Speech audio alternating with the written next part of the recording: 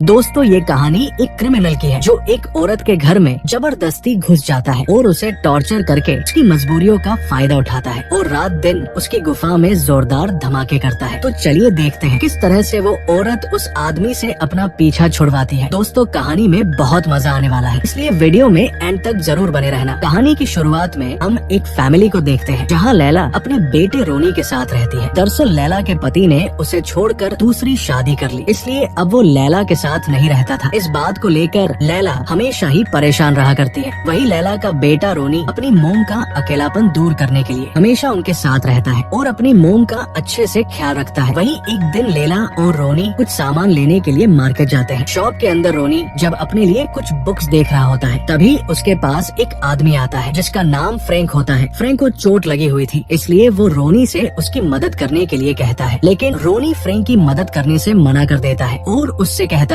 मैं अपनी मोम के साथ यहाँ आया हूँ। फ्रैंक रोनी से कहता है तुम्हारी मोम मुझे अच्छी औरत लगती है, इसलिए वो मेरी मदद जरूर करेगी। फ्रैंक रोनी के साथ उसकी मोम के पास जाता है और उनसे लिफ्ट मांगता है, लेकिन लैला भी फ्रैंक को अपनी गाड़ी में लिफ्ट देने से मना कर देती है। तो फ्रैंक रोनी के गले पर हाथ रखकर लैला को धमकी देता है और उसे कहता है तुम्हें मुझे लिफ्ट देनी ही होगी। तो लैला भी फ्रैंक को अपने साथ लिफ्ट देने के लिए तैयार हो जाती है और वो लोग वहाँ से निकल जाते हैं। लैला फ्रैंक से कहती है तुम्हें कहाँ जाना है? फ्रैंक लैला से कहता है मुझे थोड़ी देर आराम करना है, इसलिए मैं तुम्हारे घर ही चलूंगा। दरअसल फ्रैंक का मन लैला के बड़े बड़े तरबूज पर आ गया था। रोनी फ्रैंक से पूछता है तुम्हें ये चोट कैसे लगी? तो फ्रैंक उन्हें बताता है मैं जेल से भाग कर आया हूँ, क्योंकि वो लोग मेरा ऑपरेशन करने वाले थे, इसलिए मैं खिड़की से नीचे कूद गया। वही वो लोग घर जाते हैं जहाँ लैला फ्रैंक को कॉफी पीने के लिए देती है। फ्रैंक लैला से कहता है मुझे रात तक यहाँ रुकना है, क्योंकि मेरे पीछे पुलिस लगी हुई है। लैला फ्रैंक से कहती है हम लोग कैसे विश्वास करें कि तुम हमें कोई चोट नहीं पहुँचाओगे? फ्रैंक लैला से कहता है मैंने अभी तक जानबूझकर किसी को नहीं मारा है और मैं तुम्हारे घर के कामों में तुम्हारी मदद भी करूंगा। वही वो लोग जब टीवी में न्यूज देखते हैं तो उन्हें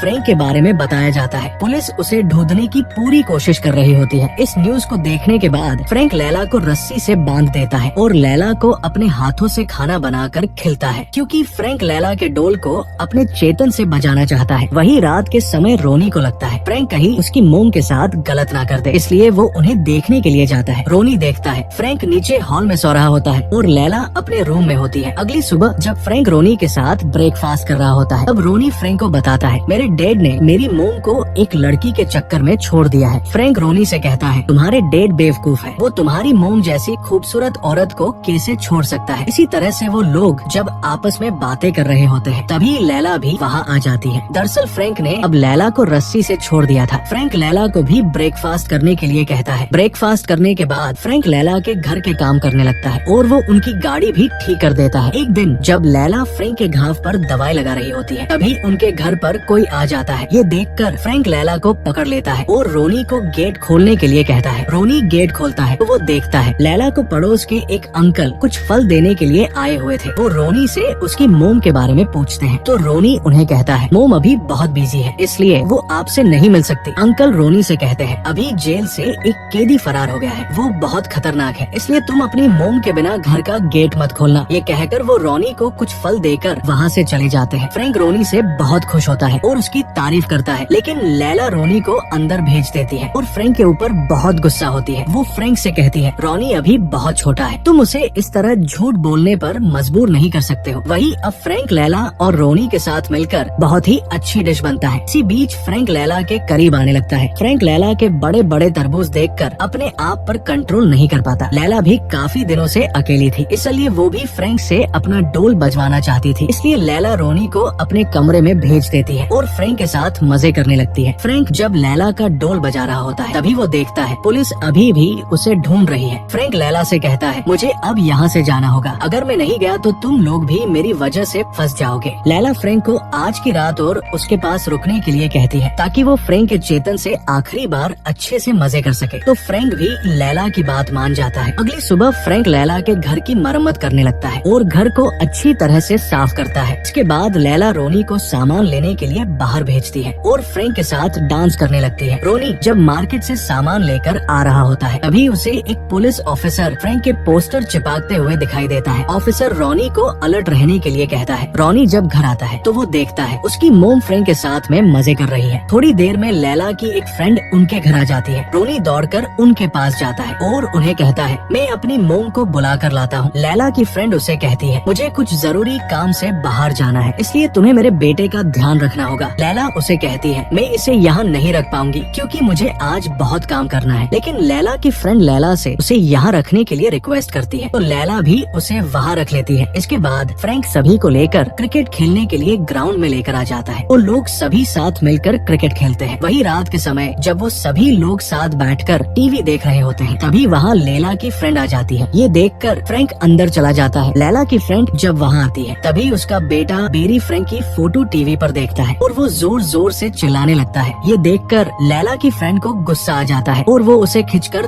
थप्पड़ मारती है। दरअसल बेरी उसकी मोम को बताना चाहता था कि फ्रैंक यही छुपा हुआ है, लेकिन उसकी मोम समझ नहीं पाती। अगली सुबह फ्रैंक और लैला रोनी को लाइब्रेरी से कुछ बुक्स लाने के लिए कहते हैं तो रोनी वो बुक्स लाने के लिए लाइब्रेरी में जाता है, जहाँ उसकी मुलाकात एक लड़की से होती है जो अब रोनी के साथ ही उसके स्कूल में पढ़ने वाली है। एना रोनी को बताती है मेरे मोम ने मुझे मेरे डैड के पास भेज दिया है क्योंकि वो अब मुझसे छुटकारा पाना चाहती है। रोनी उसे कहता है मेरे घर पर भी एक आदमी रहने के लिए आया है और मेरी मोम उसके साथ बहुत खुश है। एना रोनी से कहती है तुम्हारी मोम भी उस आदमी की वजह से तुम्हें घर से बाहर निकाल देगी, जैसे मुझे मेरी मोम ने किसी और आदमी के लिए घर से निकाला है। ये सुनकर रोनी सोच में पड़ जाता है। रात के समय रोनी के डैड रोनी को अपनी दूसरी फैमिली के साथ डिनर पर लेकर जाते हैं, जहाँ रोनी के डैड उससे उसकी पढ़ाई के बारे में पूछते हैं, लेकिन रोनी उन्हें अच्छे से जवाब नहीं देता। डिनर करने के बाद रोनी के डैड उससे पूछते हैं क्या तुम्हारी मोम आजकल किसी और आदमी से मिलती है, लेकिन रोनी उन्हें इस बात का कोई जवाब नहीं देता। वही रोनी जब घर आता है तो वो देखता है उसकी मोम ने बहुत ज्यादा आवाज में गाने बजा रखे थे और वो फ्रैंक के साथ मजे से डांस कर रही होती है। रोनी घर के अंदर जाकर अपनी मोम को म्यूजिक की वॉल्यूम कम करने के लिए कहता है। लैला रोनी से कहती है तुम्हारे डैड ने जब से मुझे छोड़ है मैं बिल्कुल अकेली रहने लगी थी, लेकिन जब से मेरी जिंदगी में फ्रैंक आया है मैं बहुत खुश हूँ, इसलिए अब हम लोग कनाडा जाकर वही शिफ्ट हो जाएंगे और हमारी जिंदगी की नई शुरुआत करेंगे। रोनी को लगता है उसकी मोम उसे यही छोड़कर जाने वाली है, लेकिन लैला रोनी को समझाती है मैं तुमसे बहुत प्यार करती हूँ और तुम भी हमारे साथ कनाडा चलोगे। वही अगली सुबह वो लोग अपने अपने सामान को पैक करने लगते हैं। रोनी भी अपनी फ्रेंड एना से आखिरी बार मिलने के लिए जाता है। रोनी एना को बताता है हम लोग कनाडा जा रहे हैं। ये सुनकर एना रोनी को किस कर लेती है और उसे कहती है हम अभी तो दोस्त बने थे और तुम मुझे छोड़कर जा रहे हो। दूसरी तरफ हम लैला और फ्रैंक को देखते हैं। लैला फ्रैंक को अपने पास्ट के बारे में बताती है। रोनी के पैदा होने के बाद मैंने दूसरे बच्चे के लिए ट्राई किया था, लेकिन मेरा मिसकैरेज हो गया था, लेकिन मेरे डॉक्टर ने मुझे फिर से ट्राई करने के लिए कहा। प्रेग्नेंट होने के बाद मेरा फिर से कई बार मिसकैरेज हुआ और जब मैं लास्ट बार प्रेग्नेंट थी तब मेरी बेटी मरी हुई पैदा हुई। इसी बात को लेकर मेरे पति ने मुझे छोड़ दिया। लैला फ्रैंक से कहती है मैं तुम्हें कोई बच्चा नहीं दे सकती हूँ। फ्रैंक लैला से कहता है मैं तुमसे बहुत प्यार करता हूँ और हमारा बच्चा रोनी ही है। वहीं फ्रैंक भी लैला को अपने पास्ट के बारे में बताता है। फ्रैंक की भी एक बीवी थी जिसे वो बहुत प्यार करता था। फ्रैंक की एक बेटी भी होती है, लेकिन फ्रैंक को लगता था वो बेटी उसकी नहीं है क्योंकि फ्रैंक की पत्नी का कई लोगों से संबंध था। एक दिन इसी बात को लेकर फ्रैंक और उसकी पत्नी के बीच बहस हो जाती है। गुस्से में फ्रैंक अपनी पत्नी को धक्का दे देता है, जिससे उसकी वही डेथ हो जाती है। इसी के साथ फ्रैंक की बेटी भी बाथरूम के टब में गिर जाती है, जिससे उसकी भी डेथ हो गई थी। वहीं हम प्रेजेंट का सीन देखते हैं, जहाँ रोनी अपने डेड के लिए एक लेटर लिखता है और उसे उनके घर पर पोस्ट करने के लिए जाता है। रोनी जब अपने डेड के घर से वापस आ रहा होता है तभी उसे रास्ते में एक पुलिस ऑफिसर मिलता है। वो रोनी से पूछता है तुम यहाँ क्या कर रहे हो? तो रोनी उन्हें कहता है मैं यहाँ वॉक करने के लिए आया था। पुलिस ऑफिसर उसे घर छोड़ने के लिए कहता है, लेकिन रोनी उन्हें कहता है मेरा घर पास ही है, मैं चला जाऊंगा। लेकिन पुलिस ऑफिसर रोनी को जबरदस्ती अपने साथ उसके घर ले आता है। लैला जब रोनी को पुलिस ऑफिसर के साथ आता हुआ देखती है तो वो पूरी तरह से डर जाती है। पुलिस ऑफिसर लैला से कहता है तुम्हारा बेटा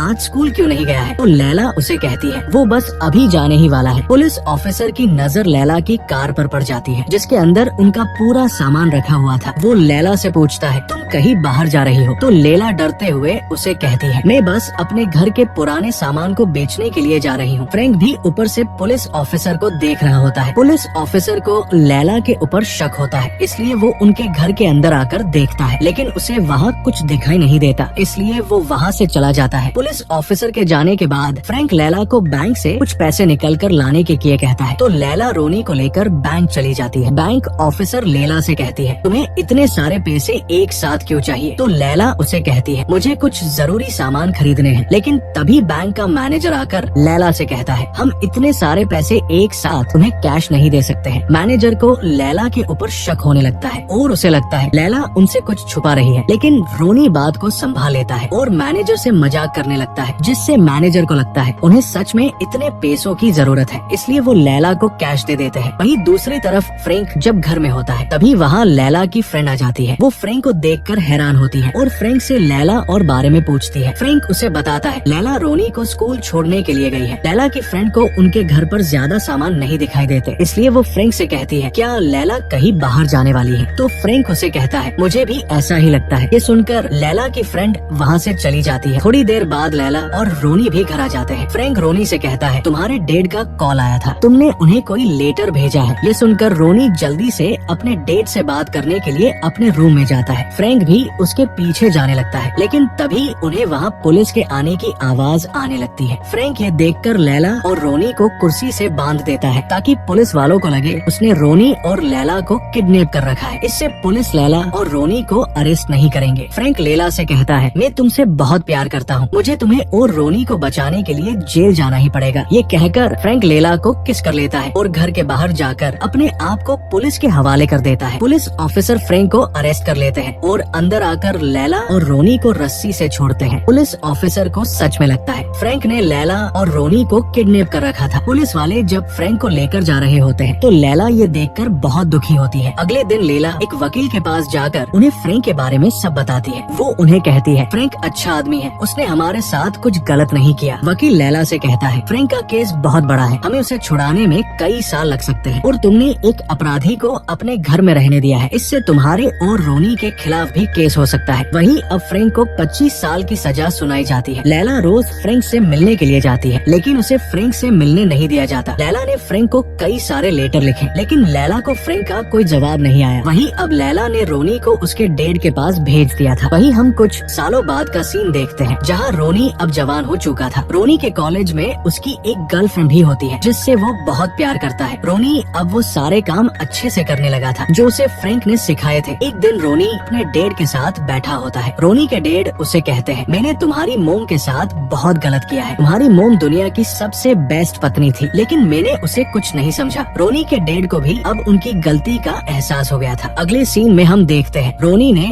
अब अपना एक रेस्टोरेंट भी खोल लिया होता है जहाँ वो फ्रैंक की सिखाई हुई डिश बनाता है। एक दिन फ्रैंक रोनी को एक लेटर भेजता है जिसमें फ्रैंक ने लिखा हुआ था मैं अब जेल से छूटने वाला हूँ और मैं अभी भी तुम्हारी मोम से बहुत प्यार करता हूँ। अगर तुम्हारी मोम अभी भी अकेली है तो मैं उनके साथ रहना चाहता हूँ। रोनी फ्रैंक को लेटर लिखता है और उन्हें कहता है मेरी शादी हो चुकी है, इसलिए अब मैं मेरी पत्नी के साथ रहता हूँ, लेकिन मेरी मोम अभी भी उसी घर में आपका वेट कर रही है। अगले सीन में हम फ्रैंक को देखते हैं जो जेल से आजाद होने के बाद जल्दी से लैला से मिलने के लिए जाता है। लैला और फ्रैंक अब बूढ़े हो चुके थे। लैला और फ्रैंक एक दूसरे को देखकर इमोशन होकर एक दूसरे को हक कर लेते हैं और अब वो दोनों साथ में बची हुई जिंदगी बिताने का डिसाइड करते हैं। इसी सस्पेंस के साथ फ्रैंक और लैला की लव स्टोरी की हैप्पी एंडिंग हो जाती है। दोस्त मूवी पसंद आई हो तो वीडियो को लाइक और चैनल को सब्सक्राइब करना ना भूले। Thanks for watching.